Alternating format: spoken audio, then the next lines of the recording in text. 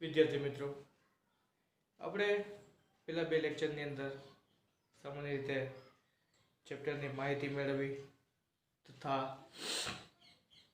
પ્રવૃત્તિ 1.2 1.3 વિશે આપણે વાત કરી. 1.1 બધી પ્રવૃત્તિઓ જોઈ. હવે આપણે વાત કરવાની છે રાસાયણિક સમીકરણની અંદર શાબ્દિક રાસાયણિક સમીકરણ. શાબ્દિક રાસાયણિક સમીકરણ એટલે કે શબ્દથી લખાયેલ સમીકરણ. અને એની પછી આપણે સામાન્ય રીતે સંજ્ઞાઓ પર જશું કે વધારે શોર્ટ કઈ રીતે લખી શકાય. તો એક ઉદાહરણ લઈ અને આપણે વધારે વાત કરીએ કે પહેલું તમે પ્રવૃત્તિ જોઈ તો એ શું કઈ હતી કે મેગ્નેશિયમની પટ્ટીને હવામાં ગરમ કરતા શું કરે છે, એ તીવ્ર જ્યોત સાથે સળગે છે. એટલે કે મેગ્નેશિયમ ઓક્સાઇડમાં એનું શું થાય છે, રૂપાંતર થાય છે. આપણે એ જોયું. તો આપણે એ લખી શકીએ એક્ઝામ્પલ તરીકે આમાં કે મેગ્નેશિયમની પટ્ટીનું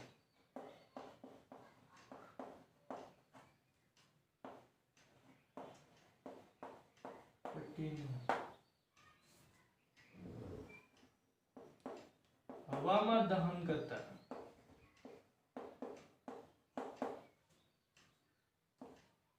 તેનું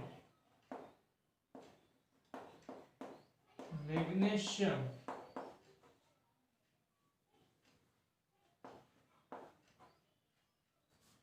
ઓક્સાઇડમાં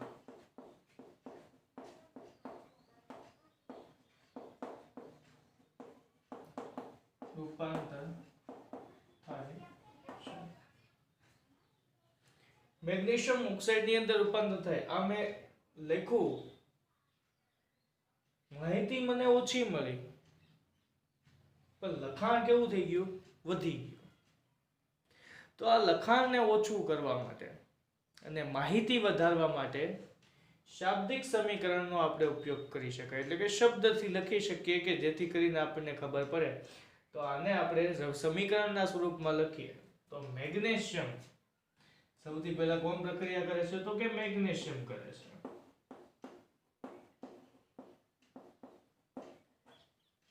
વત્તા હવામાં દહન કરતા અથવા હવાની હાજરીમાં દહન કરતા.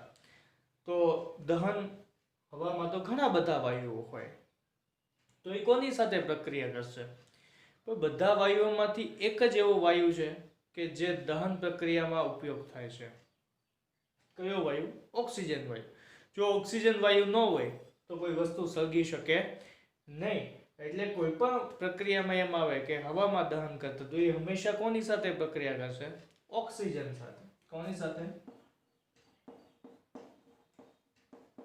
ઓક્સિજન સાથે. હવે પ્રક્રિયા કરી અને શેનું નિર્માણ કરશે? તો કે મેગ્નેશિયમ ઓક્સાઇડનું. કોનું નિર્માણ કરશે? મેગ્નેશિયમ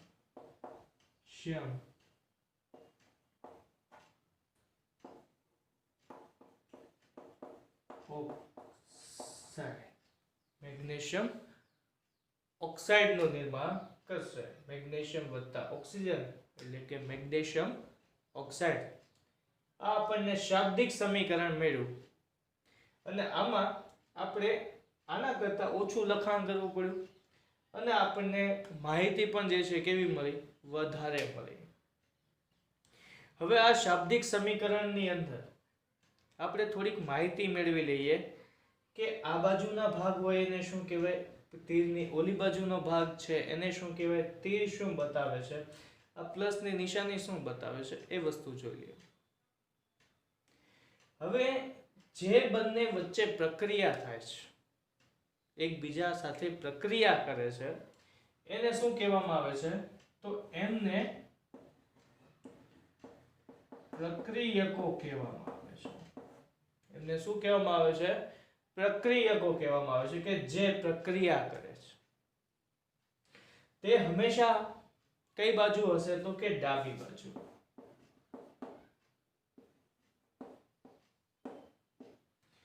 કઈ બાજુ હશે?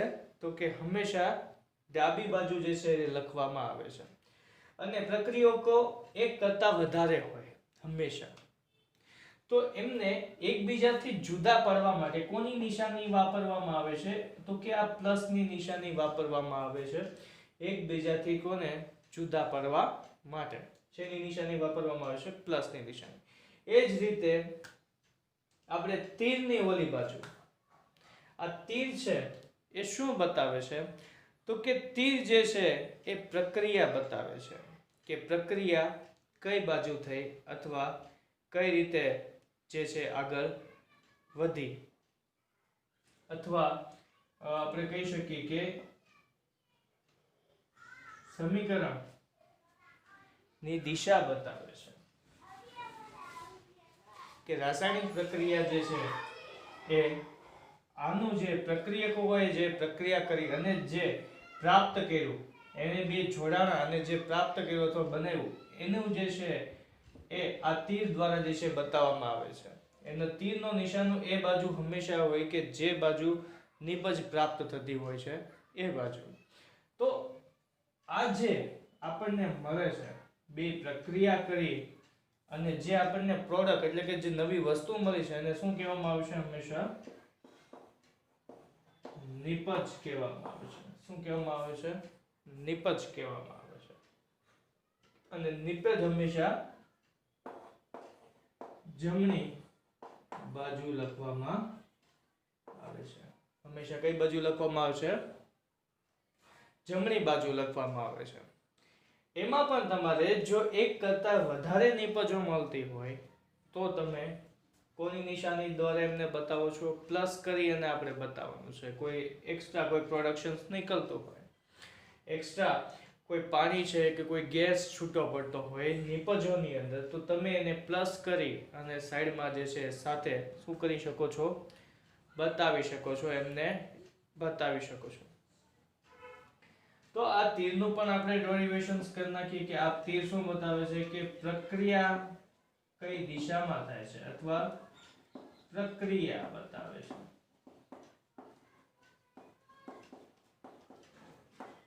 કઈ પ્રક્રિયા બતાવે છે કે આ બંને વચ્ચે રાસાયણિક પ્રક્રિયા થઈ અથવા રાસાયણિક પ્રક્રિયા થઈ ગઈ અને જે મેગ્નેશિયમ ઓક્સાઇડ આવ્યું છે, તો આ તીર આ વસ્તુ સૂચન કરે છે. સામાન્ય બેઝિક ઘણી બધી માહિતીઓ જે છે આમાં આપેલી છે એ જ આપણે શાબ્દિક સમીકરણની અંદર જોઈ. બરાબર છે? મહત્વનું આ બે જે પ્રક્રિયા કરે એને પ્રક્રિયકો કહેવામાં આવે છે અને પ્રક્રિયા કરી અને જે વસ્તુ આપણને પ્રાપ્ત થાય છે એને શું કહેવામાં આવે છે? નિપજ કહેવામાં આવે છે. હજી આપણે આને સંજ્ઞાના સ્વરૂપમાં લખી શકીએ. કેમ કે શાબ્દિક સમીકરણની અંદર શું થાય કે હું ગુજરાતીમાં લખું તો ગુજરાતી જેને આવડતું હશે એ વાંચી શકશે. હવે અહીંયા આની જગ્યાએ મેગ્નેશિયમની અને ઓક્સિજન જે છે ગુજરાતીમાં લખ્યું એની જગ્યાએ તમિલમાં લખ્યું હોય તો મને નહીં ખબર પડે, તમને નહીં ખબર પડે કે વર્લ્ડ વાઇડ કોઈને નહીં ખબર પડે. જે તમિલ વાંચતા આવડતું છે એને ખબર પડશે. તો શાબ્દિક સમીકરણ કરતા જે સંજ્ઞાના સ્વરૂપમાં લખવામાં આવે તો સંજ્ઞાના સ્વરૂપમાં લખવાથી હરેક વ્યક્તિને જે છે ખબર પડે કે ભાઈ આ હાઇડ્રોજન છે, આ ઓક્સિજન છે, બરોબર છે, આ મેગ્નેશિયમ છે અને આ મેગ્નેશિયમ ઓક્સાઇડ છે. તો આપણે હવે જોઈએ કે આને સંજ્ઞાના સ્વરૂપમાં કઈ રીતે લખી શકાય.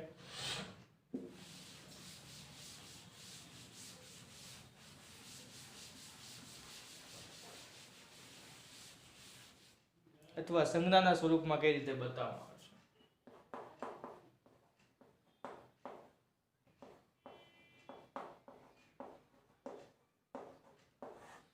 સંજ્ઞાનું સ્વરૂપ તો આપણી પાસે હતી વાત આ જે વાત કરી કે ભાઈ મેગ્નેશિયમ વત્તા ઓક્સિજન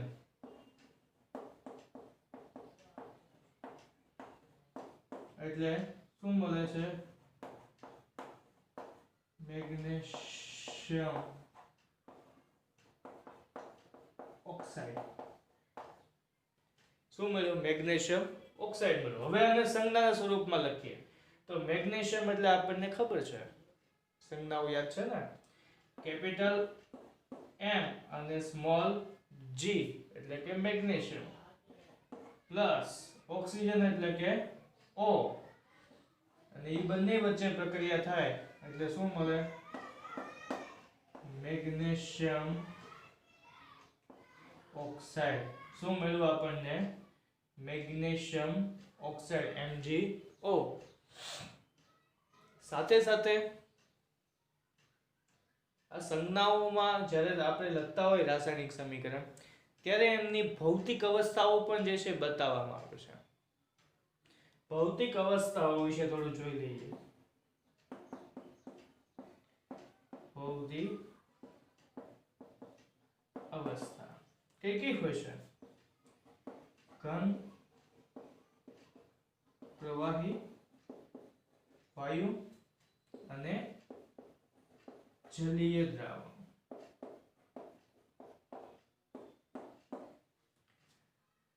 જો એ ઘન પદાર્થ હોય તો એને આપણે S સોલિડ વડે દર્શાવીએ છીએ. પ્રવાહી હોય તો લિક્વિડ, વાયુ હોય તો ગેસિયસ ફોર્મ. બરોબર છે. અને જલીય દ્રાવણ એટલે કે જે દ્રાવણ પાણીની અંદર બનાવવામાં આવ્યું હોય એને જલીય દ્રાવણ કહેવામાં આવે, જેને એક્વા તરીકે ઓળખવામાં આવે છે. એક્વા. ઘણી પાણીની બોટલ આવતી હોય એક્વાગાર્ડ છે, તો એક્વાઇડ એટલે કે જલીય દ્રાવણ. જે દ્રાવણ આપણે ઘણીવાર જે છે અમુક એક્ઝામ્પલ તરીકે ખાંડ અને પાણીનું દ્રાવણ. તો પાણીને આપણે શું કેમાં કરી છે? ખાંડની અંદર ઓગાળેલી છે ને. સૌથી વધારે જથ્થો કોનો છે? પાણીનો છે. ખાંડનો જથ્થો કેવો છે? ઓછો. તો એવા બધા જે દ્રાવણ હોય એને કેવા દ્રાવણ કહેવામાં આવે છે? જલીય દ્રાવણ. અથવા જે દ્રાવણમાં તમને મંદ દ્રાવણ લખેલું હોય, મંદ ક્યાંય શબ્દ આવે તો એ બધા દ્રાવણ કયા હશે? જલીય દ્રાવણ હશે. હવે આપણે ભૌતિક અવસ્થાઓ બતાવી હોય તો કઈ રીતે જે છે આપણે બતાવી શકીએ? બરોબર છે. તો ભૌતિક અવસ્થા જે છે કાઉન્સમાં લખવામાં આવે છે. કાઉન્સમાં. હવે મેગ્નેશિયમ છે તો એ કેવી છે? સોલિડ છે. તો અહીંયા શું લખવામાં આવે? S. ઓક્સિજન જે છે કેવા સ્વરૂપમાં છે આપણને ખબર છે, તો ગેસિયસ સ્વરૂપમાં છે. તો અહીંયા ગેસ લખવામાં આવે. અને પછી આપણને જે છે વ્હાઇટ કલરનો પાવડર જે મળતો હતો મેગ્નેશિયમ ઓક્સાઇડ ની અંદર. બરોબર છે. યાદ છે ને? મેગ્નેશિયમની પટ્ટી આપણે સળગાવતા હતા અને આપણને સફેદ કલરની જે છે રાખ મળતી હતી. તો એ જે સફેદ કલરની રાખ મળે છે એટલે કેવું છે? એ ઘન પદાર્થ છે. તો મેગ્નેશિયમ ઓક્સાઇડ આપણે બતાવી શકીએ કે કેવું છે? સોલિડ સ્વરૂપે. બરોબર છે. આ એની ત્રણે ભૌતિક અવસ્થાઓ આપણે બતાવી. એટલે કે આ સંજ્ઞાના સ્વરૂપમાં આપણે જ્યારે લખીએ છીએ અથવા માળખાકીય સમીકરણ લખીએ, આને આપણે એમ પણ કહી શકીએ કાઉન્સમાં માળખાકીય સમીકરણ. કેવું સમીકરણ? તો કે માળખાકીય.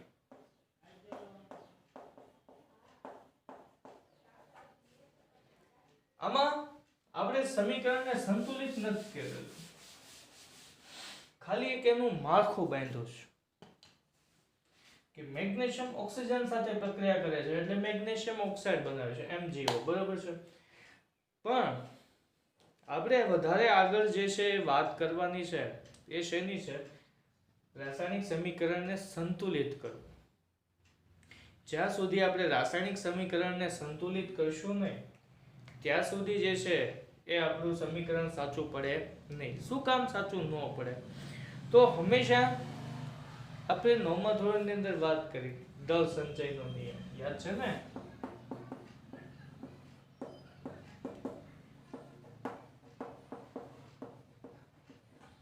દળ સંચયનો નિયમ એટલે કે નથી દ્રવ્યનો જથ્થો નવો ઉત્પન્ન થતો કે નથી દ્રવ્યના જથ્થાનો શું થતો? નાશ થતો. જેટલો જથ્થો હોય એટલો ને એટલો રહેશે. બસ ખાલી એક સ્વરૂપમાંથી એનું શું થાય છે? બીજા સ્વરૂપમાં રૂપાંતર થાય. એટલે સામાન્ય રીતે હું તમને કહી શકું કે પ્રક્રિયકો નો કુલ જથ્થો બરાબર નિપજનો કુલ જથ્થો.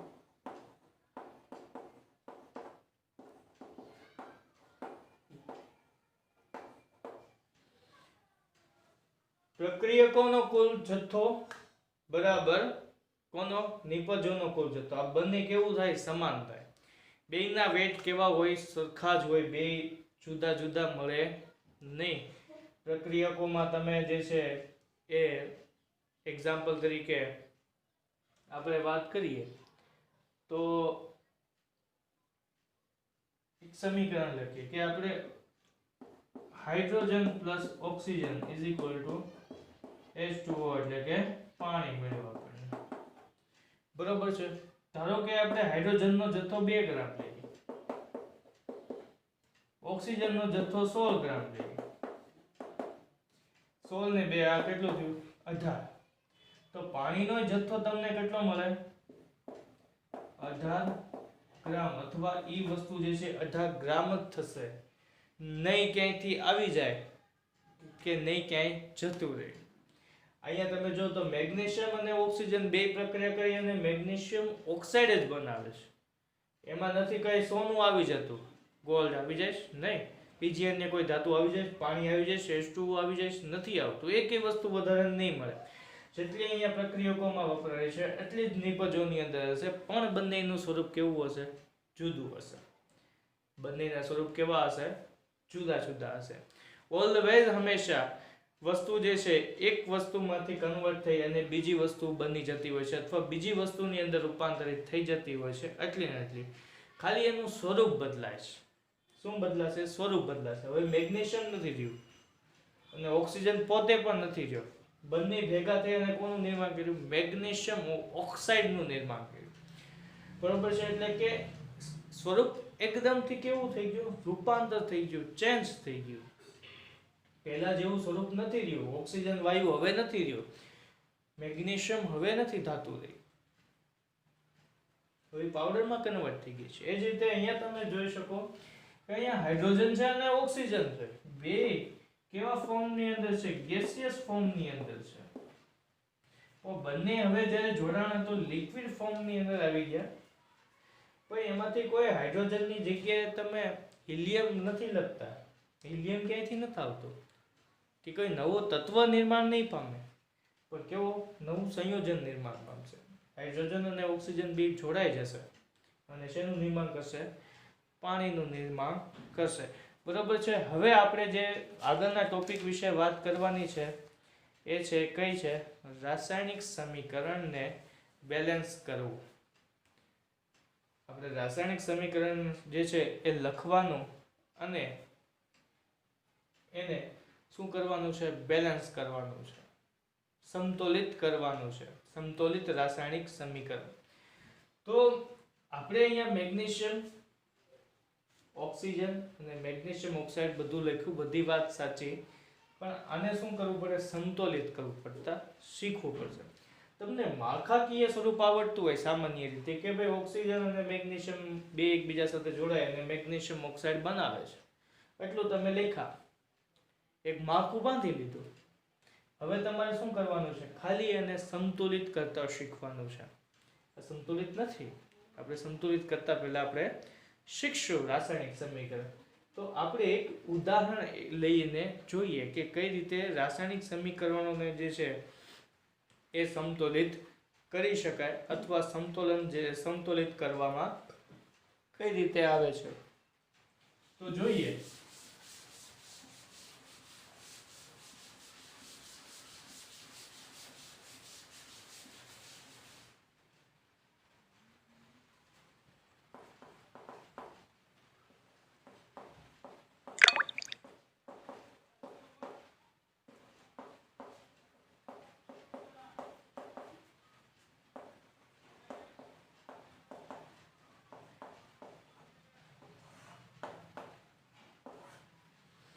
આ રાસાયણિક સમીકરણનું સંતુલન માં આપણે હીટ એન્ડ ટ્રાયલ પદ્ધતિ જોવાની છે.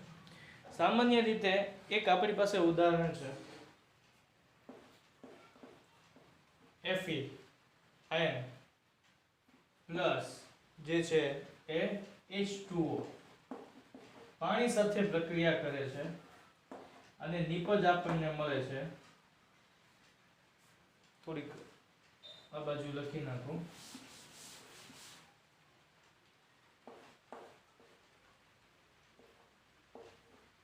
Fe plus H2 iron plus oxygen iron oxide Fe3O4 iron oxide અને હાઇડ્રોજન વાયુ જે છે એ શું થાય છે ઉત્પન્ન થાય છે. તો હીટ એન્ડ ટ્રાયલ પદ્ધતિમાં આપણે સૌથી પહેલા રાસાયણિક સમીકરણને સંતુલિત કઈ રીતે કરવામાં આવે છે એની વિશે આપણે એક એક્ઝામ્પલ લઈ અને જોઈએ છીએ. બહુ ઈઝી હોય છે, તમને ખાલી માળખાકીય સમીકરણ બનાવતા આવડવું જોઈએ.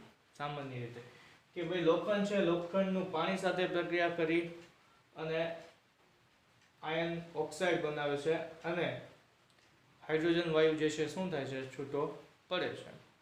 સામાન્ય રીતે આપણે આ વાત જોઈ.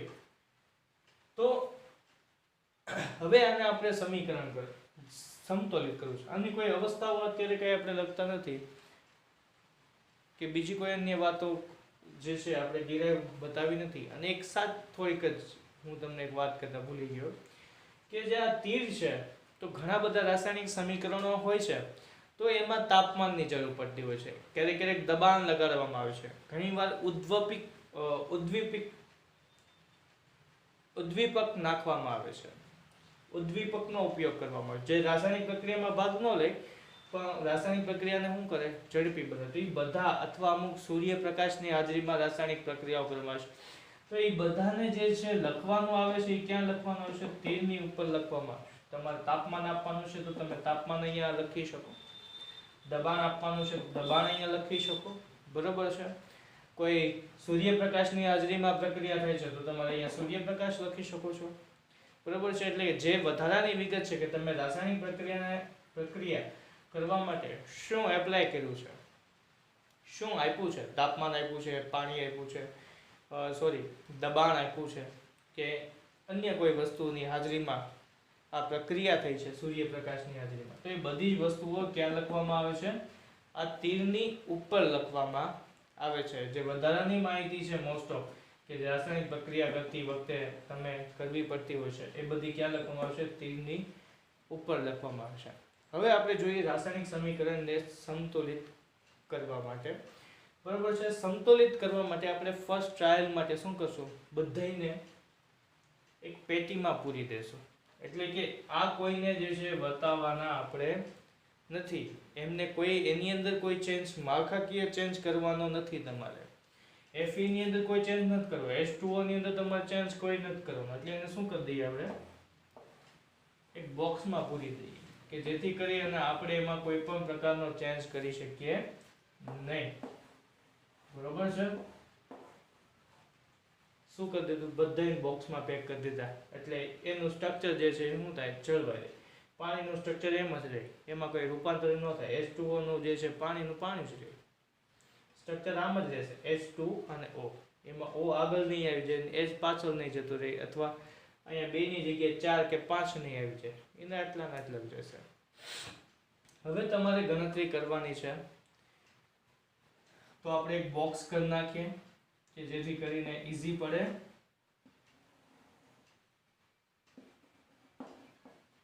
પ્રક્રિયકો અને નિપજો કયા કયા તત્વ છે એ ખાસ જોવાના. પહેલું આપણી પાસે કયું છે તો કે પહેલું આપણી પાસે છે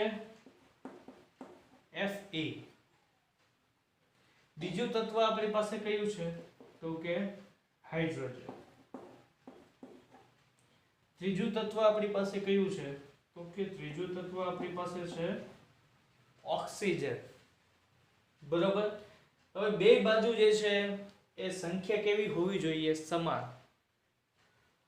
હાઇડ્રોજન કેટલા છે બરોબર, ઓક્સિજન કેટલા છે અને આયન કેટલા છે. તો પ્રક્રિયકોની બરાબરની ઓલી બાજુ પણ એમની સંખ્યાઓ કેવી હશે સમાન સરખી જ હોવી જોઈએ અથવા ન હોય તો આપણે સરખી કરવી પડશે. રૂલ્સ આપણે જોયો દળ સંચયના નિયમ પ્રમાણે કે દ્રવ્યનો જથ્થો કેટલો રહેશે એટલો ને એટલો રહેશે. એટલે કે પ્રક્રિયકો બરાબર નિપજો થાય છે. બેના વેટ કેવા હશે સમાન હશે. પરમાણ્વીય દળ અથવા જે મોલ સ્વકલ્પના આપણે જોઈ 9મા ધોરણની અંદર એને રિલેટેડ આપણે વાત કરીએ તો બંનેના મોલના જથ્થા કેવા થશે સરખા થશે ગ્રામમાં લીધેલો એનો વજન. એટલે ટૂંકમાં એનો જે પરમાણ્વીય દળ છે એટલા બરાબર આપણે ગ્રામમાં વજન લઈએ તો એનો 1 મોલ બરાબર થાય. તો એ મોલનો કુલ જથ્થો જે છે કેટલો રહેશે? અચળ જ રહેશે. બે બાજુ વેઇટ કેવા રહેશે? સમાન. એમાં નહીં આ બાજુ વધારે હોય નહીં આ બાજુ ઓછા હોય, બે બાજુ સમાન જ હોવા જોઈએ, નકર આપણું રાસાયણિક સમીકરણ સંતુલિત થાય નહીં. તો આપણે પહેલા હંમેશા જોવાનું પ્રક્રિયકોની અંદર એમની સંખ્યાઓ કેટલી છે. Fe કેટલા છે? Fe એક જ છે ને, તો અહીંયા લખીએ આપણે એક. હાઇડ્રોજન કેટલા છે? તો H2 એટલે હાઇડ્રોજન કેટલા છે? 2. ઓક્સિજન જોઈએ તો ઓક્સિજન કેટલો છે? તો કે એક જ છે. બરોબર. હવે નિપજોની અંદર જોઈએ તો Fe3 તો અહીંયા કેટલા છે? 3 આયન. ઓક્સિજન કેટલા છે? બીજો આવ્યો કયો? ઓક્સિજન. તો ઓક્સિજન અહીંયા 1 છે તો આ બાજુ કેટલા છે? 4. અને અહીંયા જોઈએ આપણે હાઇડ્રોજન કેટલા છે? 2. તો હાઇડ્રોજનની સંખ્યા કેવી છે? સમાન છે. બે બબે છે. તો એનો મતલબ એમ નથી થઈ ગયો કે આપણું રાસાયણિક સમીકરણ કેવું છે? સંતુલિત છે. તો સૌથી પહેલા આપણે ઓક્સિજન થી શરૂઆત કરીએ સંતુલિત કરવાનો. હંમેશા ગુણાકારનો આપણે ઉપયોગ કરવાનો છે. અહીંયા 4 છે તો અહીંયા 1 છે તો આ બાજુ 4 લાવવા માટે કેટલા વડે ગુણવા પડે?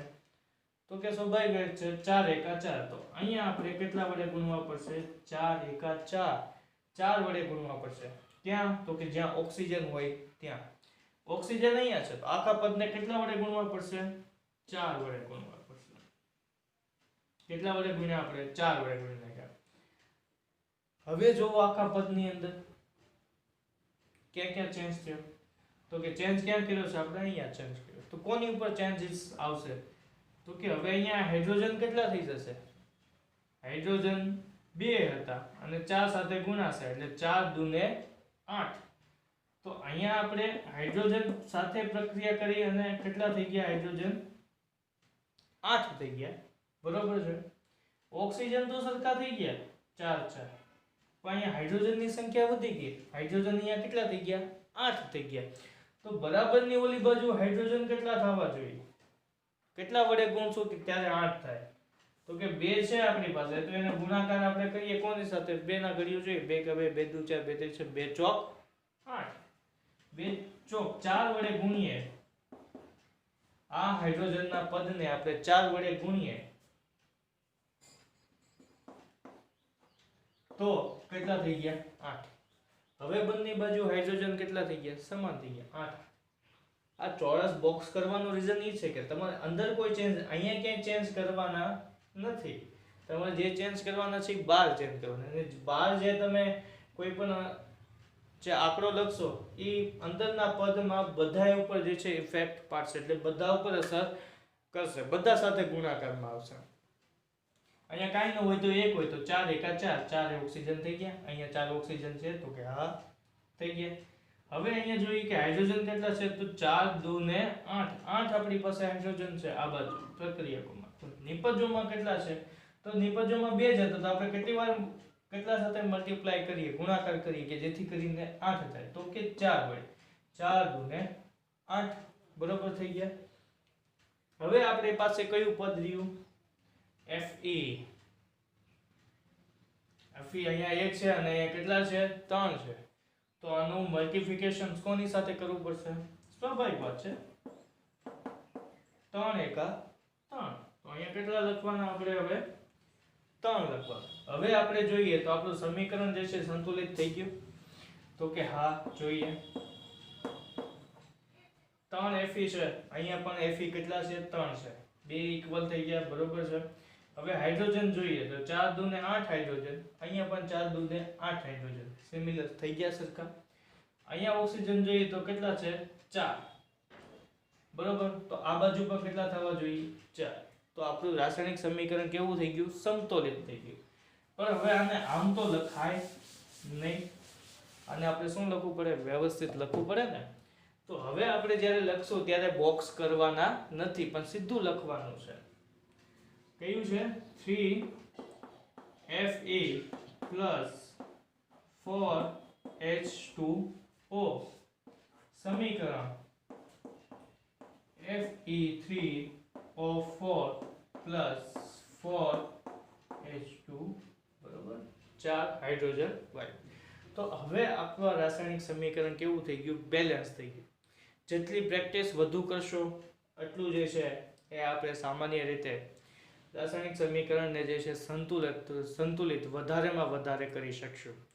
આ હીટ એન્ડ ટ્રાયલ પદ્ધતિ છે, એટલે તમારે ટ્રાય કરવાની છે, ખોટું પડે પણ ટ્રાય કરી અને એને સમીકરણ જે છે એને કેવું કરવાનું છે? સંતુલિત કરવાનું છે. નેક્સ્ટ લેક્ચરમાં આપણે જ્યારે મળશું ત્યારે એમની વિશે વધારે આપણે પ્રેક્ટિસ કરશું રાસાયણિક સમીકરણને સંતુલિત કરવા માટે. પણ એની માટે તમારે જે છે થોડી ઘણી પ્રેક્ટિસ અગાઉ જે છે કરવી પડશે, બરાબર છે. માળખાકીય સમીકરણ સામાન્ય રીતે આપણને આવડતું હોય તો આપણે એ માળખાકીય સમીકરણ ઉપરથી આપણે એને સંતુલિત કરી અને રાસાયણિક સમીકરણને શું કરી શકીએ છીએ? સંતુલિત કરી શકીએ છીએ, બરાબર છે. તો વધારે પ્રેક્ટિસ આમાં કરજો, કેમ કે રાસાયણિક સમીકરણ સંતુલિત કરવું એ વધુ આપણા માટે મહત્વનું છે. એક્ઝામમાં ઘણીવાર જે છે પૂછાતું હોય છે.